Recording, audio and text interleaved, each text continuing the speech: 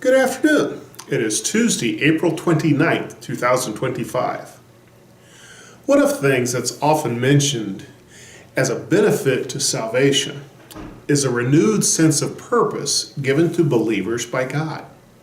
The Apostle Paul describes his sense of purpose to the Colossian church in Colossians chapter 1, verses 28 to 29, and I'm reading from the New Living Translation, second edition.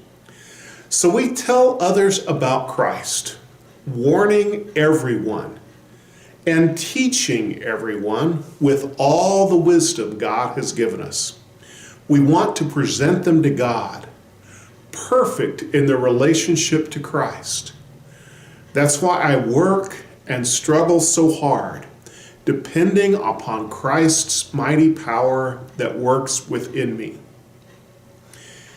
Paul makes it very plain and simple. We tell others about Christ. It doesn't matter whether they're a prison guard shackled to him for security or a clothing vendor he buys tent fabric from. Paul tells them about Jesus. He did it in small groups, in homes, in big groups, in town squares, individually, every chance he had, he told people about Jesus. Now, some people think the purpose of the church is to care for people. Some people think the purpose for the church is to feed the hungry. Some people think the church should enforce moral goodness. Some people think the purpose of the church is to teach the Bible. Some people think the purpose of the church is to build buildings. While all of those may be good or necessary at one time or another, Paul makes it very, very simple. We are to tell people about Jesus. That should be our identity. That should be our description. Well, I know that church, they told me about Jesus. And he says there's two ways or two forms of telling people about Jesus. There's warning everyone and teaching everyone. Part of telling about Jesus is the warning that we are all hell-bound sinners unless we repent. Teaching is telling the story of Jesus, his life, death, burial, and resurrection, and that he's coming back. And the fact that he's coming back is both an instruction and a warning. You know, when I was a child, if I misbehaved or had a bad day and caused my mother a lot of grief, I'd hear the phrase, "Wait till your father gets home."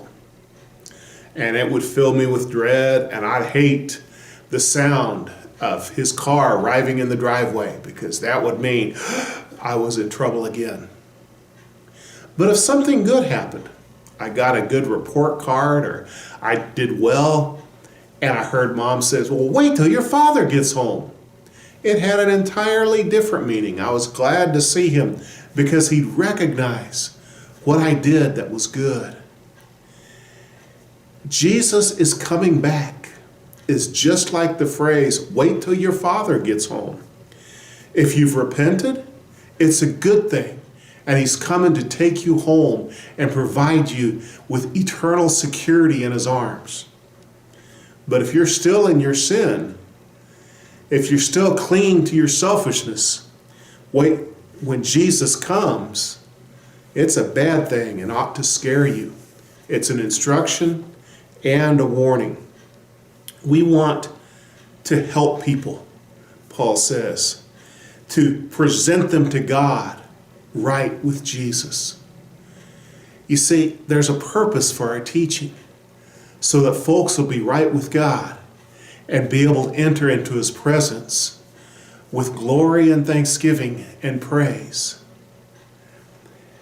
And Paul says, I work very hard to do this. I depend on Christ's power, not my own, but I keep working hard because it's Christ's power in me that gives me the strength to continue.